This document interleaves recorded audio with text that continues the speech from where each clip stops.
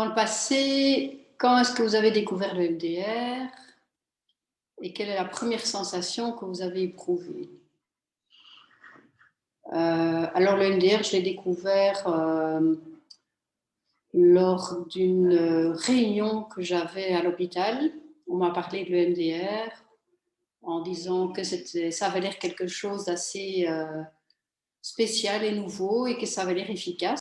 Et comme moi, je traitais déjà des personnes traumatisées, surtout en TCC, ça m'a tout de suite intéressée. J'ai été suivre une formation et la première sensation que j'ai éprouvée, c'était waouh!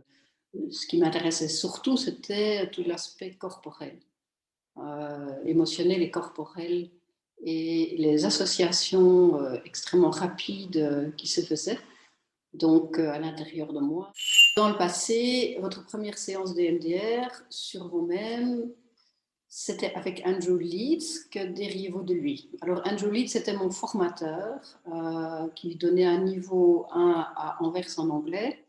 Nous étions une trentaine. Et qu'est-ce que je dois dire de lui? Eh bien, je me rappelle bien que c'était un bon formateur. Voilà, on voit qu'il était, vous voyez qu'il était formé à donner les formations en MDR comme il fallait. Et donc, je me rappelle un contact que j'ai eu avec lui lors d'une pause café. Je suis allée vers lui, je lui ai demandé si il n'avait pas trop de problèmes avec le jet lag. Et j'ai tout de suite senti que c'était un peu trop intime ce que je lui posais comme question. Et donc, il n'a pas vraiment répondu. Bon, ça m'a un petit peu étonnée. Mais bon, j'ai compris après que c'était le style un peu américain, qui sont un peu plus réticents pour ce genre pour un contact un peu plus personnel lors de formation.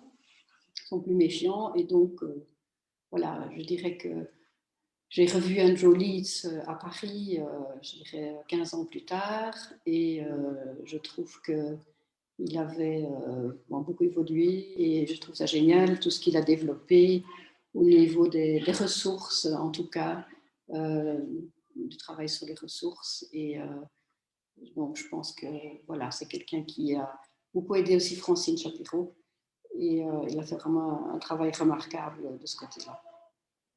Dans le passé, votre première séance avec une patiente, une réussite ou plutôt un échec? Eh bien, je ne me rappelle pas vraiment ma toute première patiente, mais je crois que à ce moment-là, je travaillais déjà avec une patiente qui avait vécu quelques hold-up dans une banque. On lui avait braqué un revolver je dirais, sur la tempe. Et je sais que j'avais déjà travaillé en exposition avec elle, c'est-à-dire que j'étais allée avec elle déjà à la banque voilà, pour qu'elle ose d'abord y retourner et pour qu'elle ose se reconfronter à toutes ces images qu'elle avait vécues.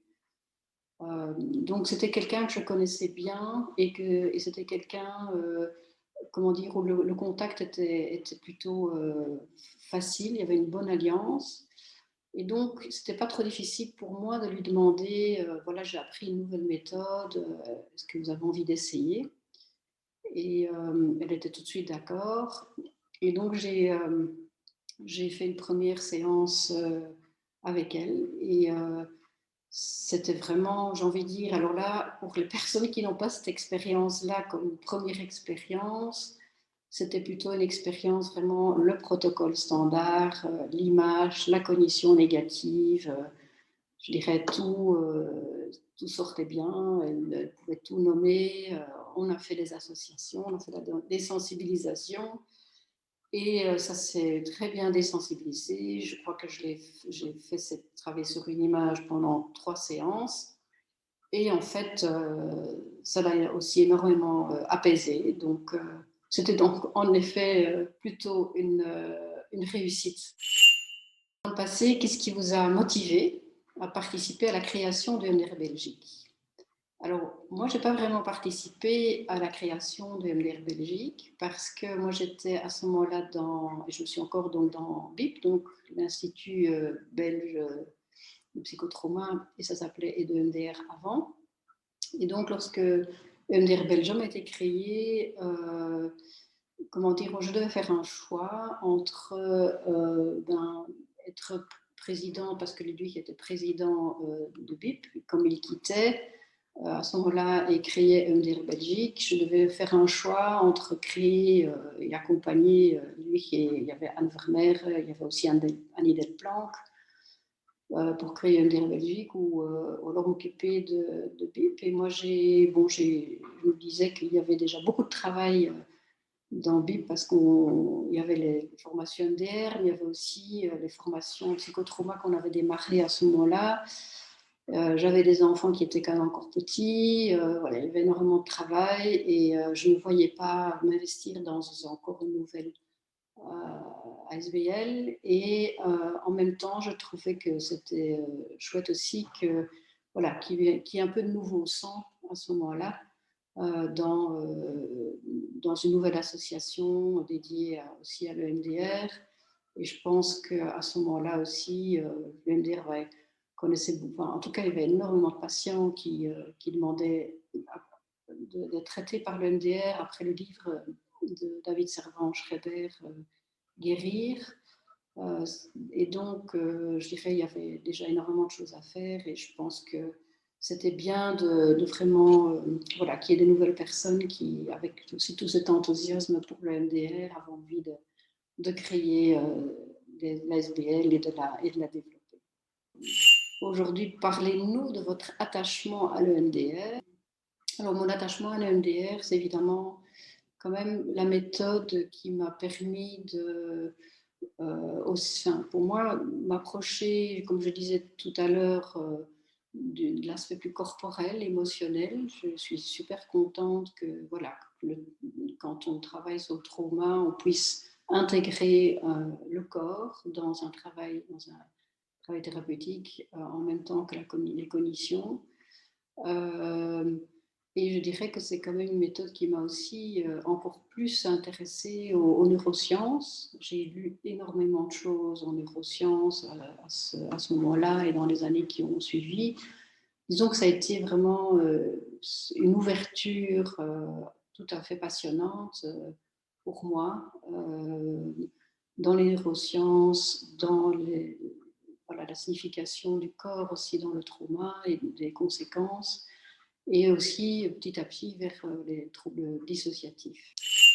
Alors dans le présent, quelle est votre actualité? Mon actualité, c'est que pour le moment, je continue à faire des thérapies du trauma, j'utilise toujours le MDR, je donne encore toujours des supervisions et je dirais les questions que les personnes amènent en supervision sont vraiment très intéressantes. Je suis toujours présidente de l'Institut belge de psychotrauma et on a développé les formations en psychotrauma du côté de l'Université de Liège et de la VUB. Quel est votre scénario de futur pour le MDR de demain? Est-ce une matière en évolution? Oui, je pense que c'est une matière en évolution. Je pense que pour moi, il est important en fait que le MDR trouve sa place au sein de la psychotrauma et peut-être aussi dans d'autres domaines. Parce que bon, il y a toujours un enthousiasme quand on découvre une nouvelle méthode qui fonctionne.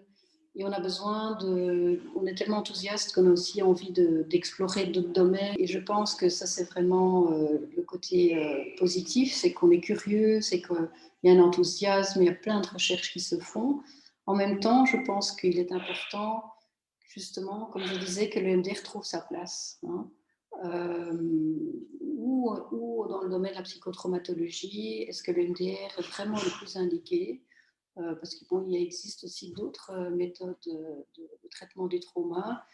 Et je pense que quand l'MDR est appliqué vraiment au bon moment, c'est souvent aussi une question de moment, lorsque l'alliance thérapeutique est vraiment présente, c'est vraiment, je dirais là l'MDR montre toute toute son efficacité au service en fait du patient. Dans quelques années, je pense dans 10 ans, dans 20 ans, je ne sais pas combien de temps il faudra, elle peut trouver cette place et peut-être, je dirais aussi ne pas se perdre dans trop de choses et dire voilà, ça c'est notre force, ça c'est la force de l'EMDR et de bien asseoir cette place. À ce moment-là, je crois que voilà, c'est quelque chose qui pourra, une méthode en tout cas qui pourra vraiment perdurer telle qu'elle est maintenant